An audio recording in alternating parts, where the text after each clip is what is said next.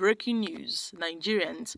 In a startling development, the Minister of Information and National Orientation, Mohammed Idris, announced on Sunday that President Tinubu has ordered an investigation into the alleged approval of funds to be disbursed into a personal account by the Humanitarian Minister, Betta. Controversies surround Edo's alleged involvement in approving the transfer of over $500 million to the account of one Bridget, purportedly for grants to vulnerable groups in 4 states, despite the denial by the Accountant General of the Federation. Now, my country people, this is really serious.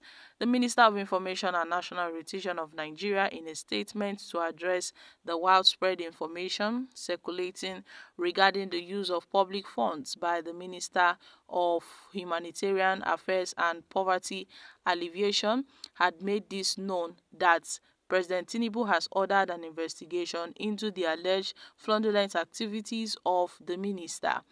It was reported how Edo asked the Accountant General of the Federation, Mrs. Olawatoyin, to send public funds to a private account.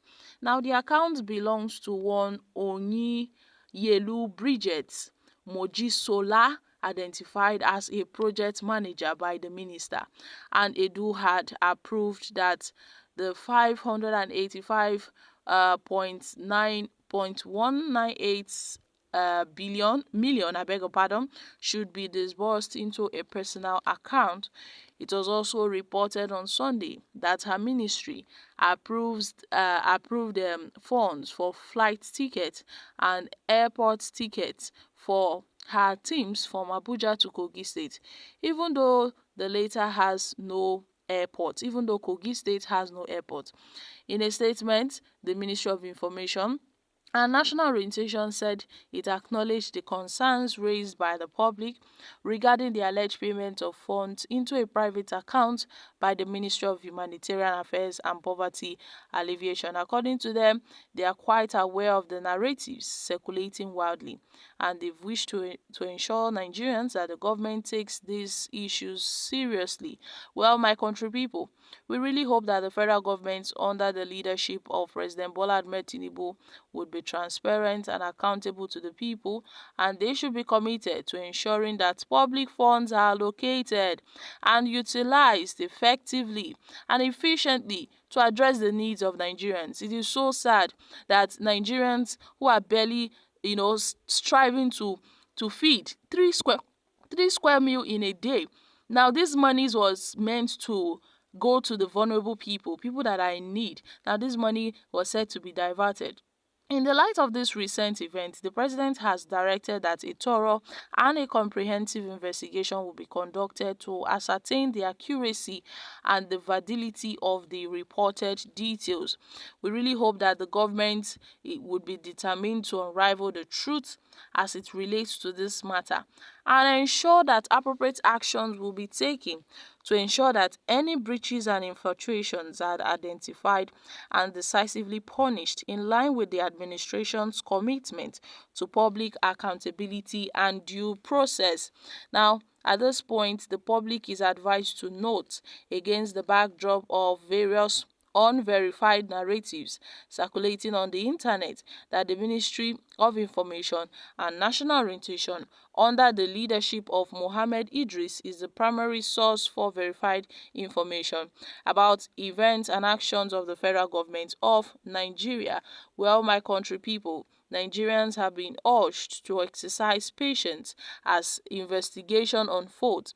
It seems that the government is focused on ensuring a fair and unbiased process, and the findings will be communicated duly and transparently to the public.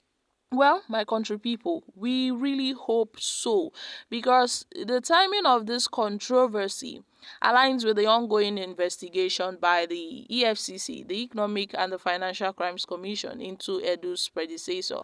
I'm talking about Sadiya Farouk, over an alleged laundering of about 37.1 billion during her tenure as minister.